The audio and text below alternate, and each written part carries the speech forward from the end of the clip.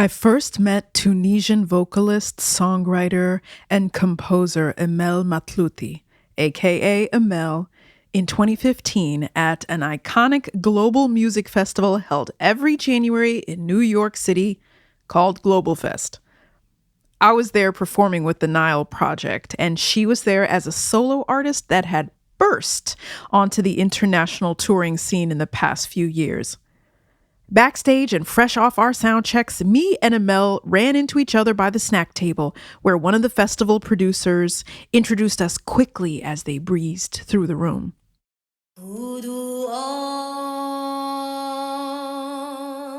Now, there was a major buzz following Emel around. Folks said she had a voice that could ignite protest and topple dictatorships. She was called the voice of the revolution, the voice of the Arab Spring. Well, I had caught wind of all this and gotten very curious. I wanted to find out how she handled those massive expectations, those massive labels. So there we were by the water cooler. We said hello and had just started to connect, but our conversation kept getting interrupted. Backstage was bustling with artists and sound engineers and stage managers, too many people for the room. Emel was also not alone. She had her napping baby with her in a tall black stroller, and after a few minutes, I realized it was not going to happen. Well, it took nearly a decade, but on an October morning in 2024, I finally got to ask her all the questions I had. I was reading an interview with you from, it must have been maybe 6-7 years ago, and I'm going to read back your words, and, please push back at any moment if you'd like to, but you said, "Screw political. I hate that word." And I was wondering, do you embrace being an activist as a musician? Or are there stereotypes about what that word means and what kind of music is associated with it that are challenging for you? Yeah, I think for a long time, indeed, the word political and the word activist really pissed me off and really felt like a denigration of what I was doing. And I've always been revolutionary. Since, as far as I remember from when I was a child, I always had to rebel against what was offered to me because I was never offered the space that I thought I needed.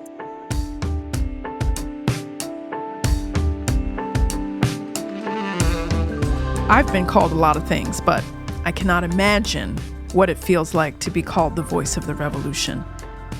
What the weight of that label and expectation feels like, especially when you're someone who has spent your whole life resisting labels and resisting the boxes that other people put you in. Today, we follow Emel on that journey. A journey of resistance, of reluctance, and of acceptance. My name is Meklit, and this is Movement. Music and Migration Remixed.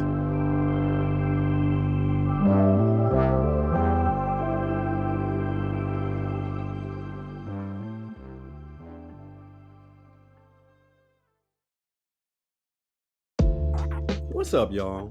Darren from Push Black here, excited to announce that Season 9 of Black History Year drops on October 8th. This season is all about Black liberation through the arts, athletics, and entertainment. Now, historically, Black creativity has sparked movements and driven change. But does it still hold that power today? Our incredible unapologetic roster of guests got those answers and much, much more. The choice is clear. It's Black History Year, with Season 9 on October 8th. Follow us on the Odyssey app and wherever you get your podcasts.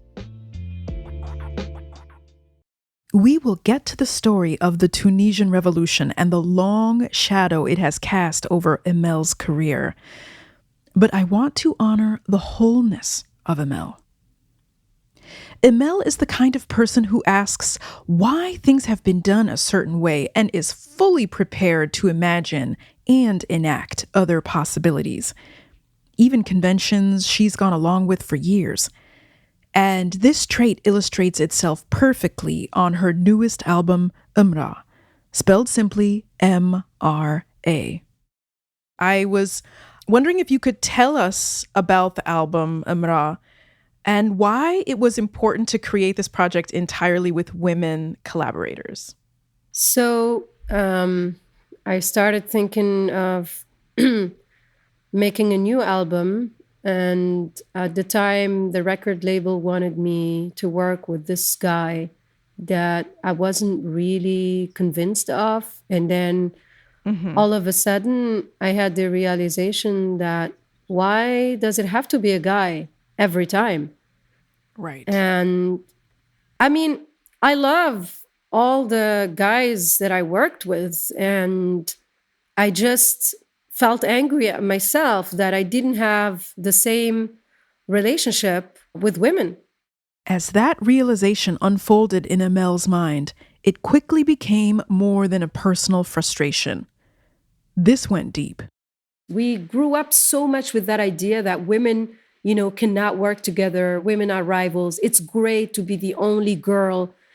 I was so proud to be the only girl in my own band when I released my first album. I thought it was really cool. That's how, and I don't want to curse.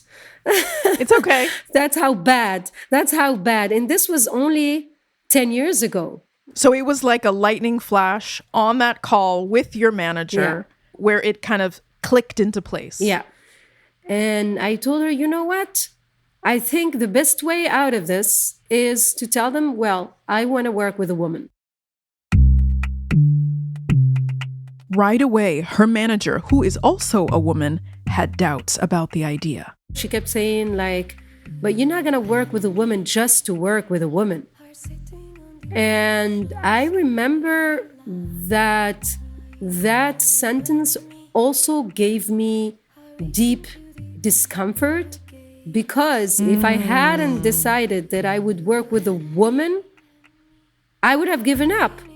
What she means is that the default option in the music business, the easy one phone call away option, was almost always a guy. That's how it had always been, and that's how it would be unless Emel made the deliberate choice to break that pattern and do it differently. First, Emel connected with a British producer named Hannah Vasanth, who would be a partner on almost all the album's tracks. But even then, actually holding to the strict all-female concept was hard. And the harder it got, the more stubborn I got. How was it hard? Like finding them? Yeah, finding them. So you start by asking people around you, and then the same answer would come back all the time. Like, oh, wow, I don't know any, actually. She needed engineers, designers, rappers, singers, instrumentalists, collaborators of all kinds. But as the album came together, one song in particular was proving hard to finish, to get just right. The more we worked on the song, the more we felt like it has this really universal call, to all hold on to our power and create light.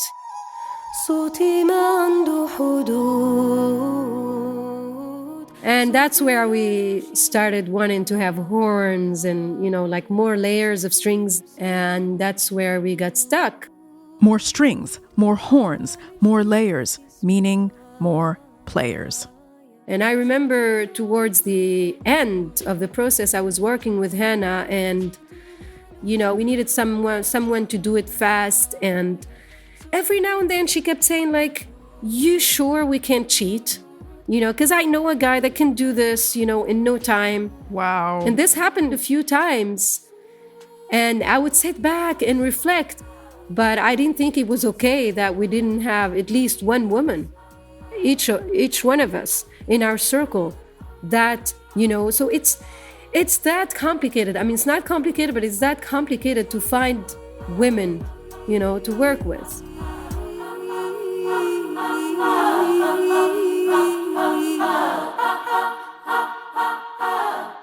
Every time that happened, Emel insisted that they find a woman. Either that, or she got creative and found a way to create the sound herself. I did some whistling and I did some guitars. You were like, we need more layers, and you were able to fill it in. Yes, You're smiling. exactly. Yeah.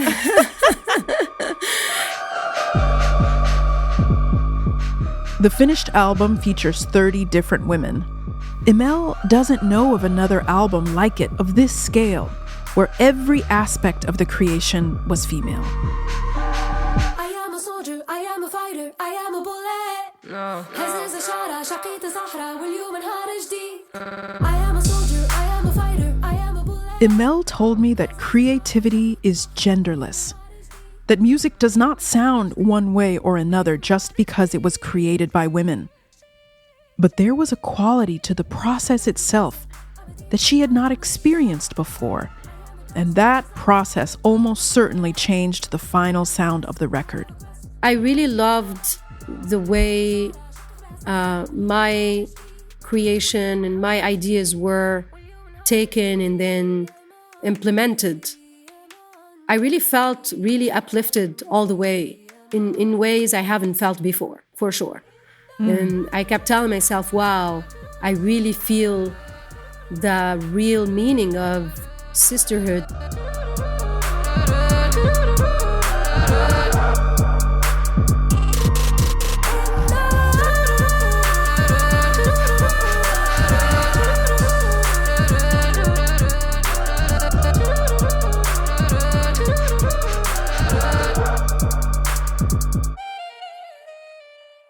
After we'd been talking for almost an hour, we arrived at the question that's been bubbling inside of me for over a decade.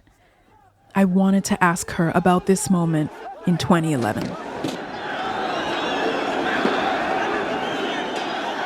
So in January of 2011, a protest movement erupted in Tunis, the capital of Tunisia, where Emel is from.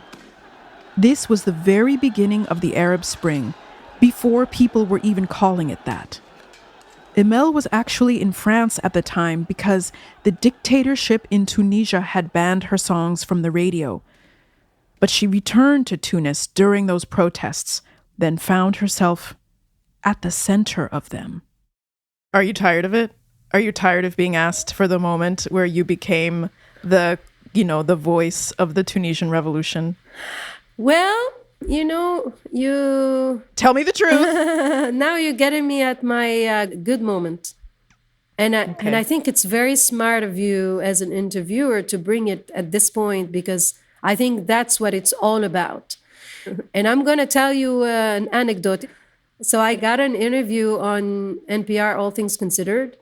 And this is the first time that I'm going to talk about this, because for so many years I wanted I'm going to say this and say that. And then I was like, no, people were like, no, just don't say anything. And so it's such a huge interview, right? It's such an important milestone. And the label was, over the moon. Everybody was so excited. And it was a very sensitive time for me. And, the moment that you mentioned. And then the interview comes, and the first question is like the question that you were asking right now. Like, do you remember that moment when you sang in the street? And I was so pissed. I was like, no, I don't remember. Wow, you said that? I don't think I said it exactly like that, but I was like, oh, it was such a long time ago. I don't remember exactly. Like, how can you remember how you felt like 8 years or 7 years later, And of course, this is a question that was asked so many times since that moment, obviously, right? Yeah. But I never designed a selling story for that. It was always up to how I felt. Yes. So that's how of course, they didn't run the interview. I mean, of course. They decided not to run the interview. And I was very frustrated and pissed that they didn't, because I felt that it was unfair. Yes. I felt that the person that interviewed me should have tried to know me better first before trying to get me, on the therapy chair. So long story short, when the revolution happened, of course, I was excited like everybody else, but I was like, duh, kinda. So there was like this like big, group of people, and one of my friends was an activist and a lawyer. She grabbed my hand and she's like, "We need you to sing Kalimti Hora right now for us. Not in France, not like in a festival, not in a concert, right here, right now. We need it right now." Kalimti Hora was a song Emel had written a few years earlier. The title means "My word is free," and already in the early days of the protests, it had become a kind of anthem. But she hadn't been there to perform it herself. I'm not a huge fan of, singing at any kind of event. Like, I'm not that person, like, I feel like I can't impose, it's not about me. But you were asked, you were requested. So I was, almost instructed. So I was like, all right, I have to do it.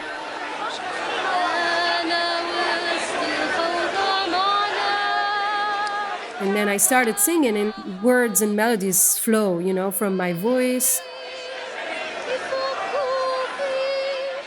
There's a video of this moment that went viral. Emel is in a red coat with a red scarf and a red clip in her hair. At first, Emel glances around at the crowd. Then she reaches for a candle that almost turns the scene into a vigil. It's a small moment, really just between Emel and the people right around her. But it's being captured and will spread much farther than she could possibly know.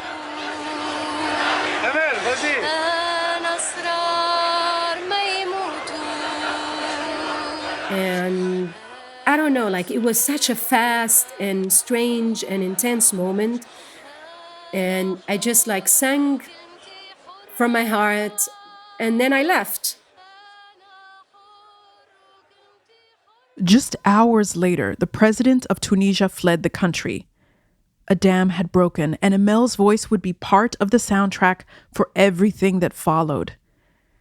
But it's good to remember how it felt in that moment. It did not feel historic. The seconds didn't stretch into hours. Emel sang, then it was over. So basically my feelings were, what is going to happen? Is somebody, going to hit me? Or like, it was fear, actually. It was a lot of fear. Yeah. And it's so funny, but I don't think I've ever talked about it this way. I don't think I've ever really narrowed it down to fear. Yeah, I was scared.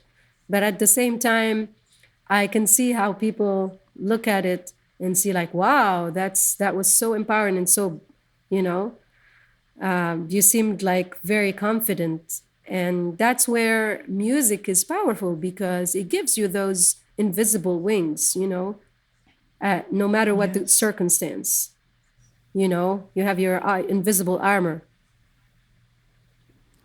It's so interesting. I just want to connect it a little bit to what you were saying before, because what I'm feeling is like that message of justice, that message of what should this world be, that spirit is in it just is in the entire arc of your work. I get that people want to bring you back to this moment, and thank you for speaking to it so beautifully and in this way that you haven't before. But, I just want you to know that I don't want to reduce you. And it's just, to me, it seems like it's just who you are, and it's in the entire arc of every time you sing. Thank you. Wow. Thank you so much. Emel told me that it's just in the last few years that she has made peace with the fact that she is an activist and an artist. That even after being put in that box again and again and feeling the need to break out of it, she also realized how incredible it was to have a voice that can act in the world and move people to action. It's always been who she is, but she's not resisting it anymore. She is actively putting herself and her music in spaces where people want to take action and are seeking inspiration. Last year, Emel took a trip to Palestine, to the occupied West Bank, and immediately she felt a connection to the people there. Like, I don't want to speak, like in a cliche mode, but I truly felt that every moment was a celebration, of togetherness, of culture, of life, like nothing felt trivial. And did you perform there? Did you sing? So I performed in Beit Lahem, I performed in Jerusalem, East Jerusalem, and I performed in Ramallah. And then when I went and I started rehearsing for the show, I realized how many of my songs were actually inspired by the Palestinian struggle and by the Palestinian, quest for freedom. I think it's intertwined with my own quest for freedom, my country's quest for freedom. And I realized like how much of an extra meaning every song of mine took once I performed there, and how much meaningful it was for the audience to witness that. And I got a lot of like, you gave us joy and hope for years and years to come. Wow. What a circle. Yeah. Yeah, it was really a circle moment for me, for sure.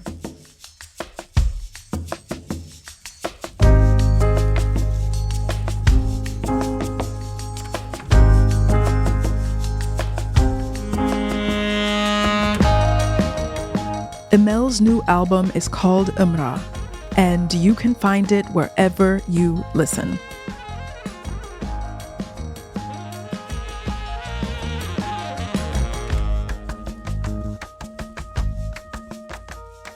After our conversation, I could not stop thinking about that story Emel told of singing in the streets of Tunis during the revolution. I decided to go back and watch the video of that moment again.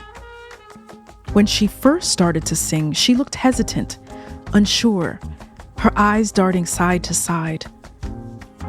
A crowd of protesters was chanting rhythmically in the distance, but the people around her were crouched, stretching to listen. Emel delivered a serenade like no other. Then I ask myself, after everything Emel has told me, why can't I stop thinking about this? Somehow I still come back to that January day in 2011. This episode does that too. Am I doing to her what pretty much every journalist has done to her? Am I putting her in a box? It is uncomfortable to sit with that thought. So to process it, I throw on Umrah and I listen again, top to bottom. Headphones on, I dance, I shout, I sing along. I'm on the journey of the record. And I think it's hard to let the people that we admire be more than one thing, to let them change and grow. But I also feel absolutely sure that we have to resist that urge. I have to resist it. As for Emel, it's clear to me that she has made peace with the fact that she's forever bound up in that moment in Tunis. She knows she's on a lifelong artistic path, so she refuses to be reduced to any one moment, no matter how powerful that moment was.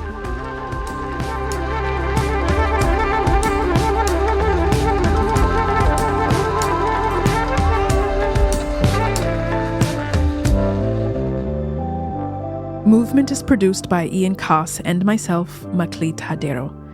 Our editor is Megan Tan. Our co-creator and podcast godmother is Julie Kane. Our broadcast partner is The World. We are supported by the Mellon Foundation and distributed by PRX. If you enjoyed this story, consider sending it to a friend or leaving us a review on Apple Podcasts.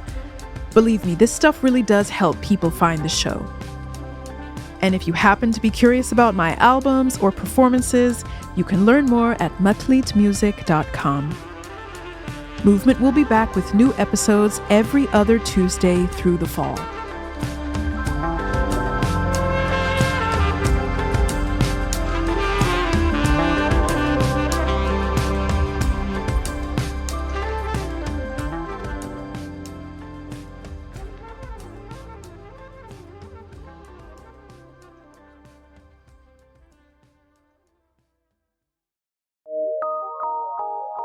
from PRX.